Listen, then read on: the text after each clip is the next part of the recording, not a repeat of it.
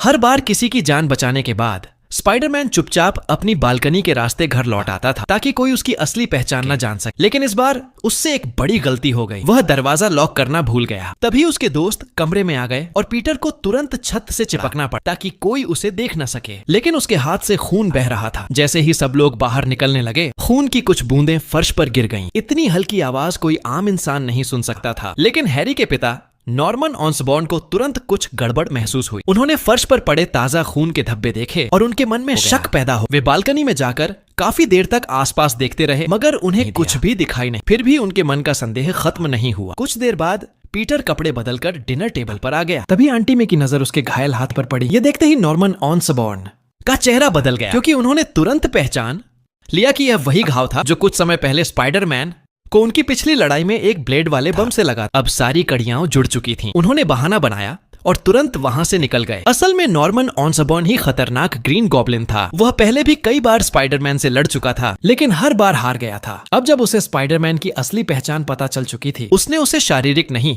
बल्कि भावनात्मक रूप से तोड़ने का फैसला किया। इसी योजना के तहत उसने मैरी जेन को अगवा कर लिया, जो पीटर की सबसे बड़ी कमजोरी थी। ग्रीन गॉब्लिन जानता था कि पीटर उससे प्यार करता है। उसने एक और खतरनाक खेल खेला। एक तरफ मैरी जेन को ऊंचाई से लटका दिया और दूसरी तरफ मासूम नागरिकों से भरी एक केबल कार को मौत के मुंह में धकेल दिया। फिर उसने स्पाइडरमैन के सामने एक असंभव चुनाव रख दिया, या तो उस लड़की को बचाओ जिससे तुम प्यार करते हो, या फिर इन निर्दोष लोगों को। ग्रीन गॉब्लिन को पूरा यकीन था कि इस बार स्पाइडरमैन हार जाएगा, लेकिन उसने स्पाइडरमैन के जज्बे को कम आंका था। जैसे ही ग्रीन गॉब्लिन ने दोनों को नीचे गिराया, स्पाइडरमैन बिजली की रफ्तार से नीचे कूद। उसने एक हाथ से मैरी जेन को पकड़ लिया और दूसरे हाथ से गिरती हुई केबल कार को थाम लिया। फिर अपने जालों की मदद से दोनों को बचाने की कोशिश करने लगा। हालात बेहद खतरनाक थे, लेकिन अपनी अद्भुत ताकत और हिम्मत के दम पर स्पाइडरमैन ने असंभव को संभव कर दिखाया। उसने मैरी जेन को भी बचा लिया और केबल कार में बैठे सभी लोगों की जान भी बचा ली। लेकिन इस कोशिश में वह पूरी तरह थक चुका था और उसका शरीर जवाब देने लगा था। यही वह मौका था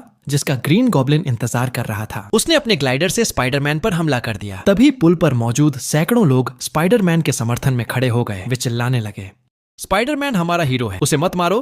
कुछ लोगों ने ग्रीन गॉब्लिन पर चीजें फेंकनी भी शुरू कर दी। इस अफरा तफरी का फायदा उठाकर स्पाइडरमैन ने बच्चों को सुरक्षित स्थान पर पहुंचा दिया। लेकिन ग्रीन गॉब्लिन का गुस्सा अब 7वें आसमान पर था। वह स्पाइडरमैन को एक सुनसान और खंडहर जैसी इमारत में ले गया। वहां पहुंचते ही उसने एक पंपकिन बम फेंका। विस्फोट इतना शक्तिशाली था कि पीटर बुरी तरह घायल होकर दूर जा गिरा। उसके लिए खड़ा होना भी मुश्किल हो रहा था। ग्रीन गॉब्लिन लगातार उस पर हमले करता रहा। पीटर बार बार उठने की कोशिश करता, लेकिन हर बार गिरा दिया जाता। तभी ग्रीन गॉब्लिन ने कहा कि जब पीटर मर जाएगा तो वह मैरी जेन को भी नहीं छोड़ेगा। यह सुनते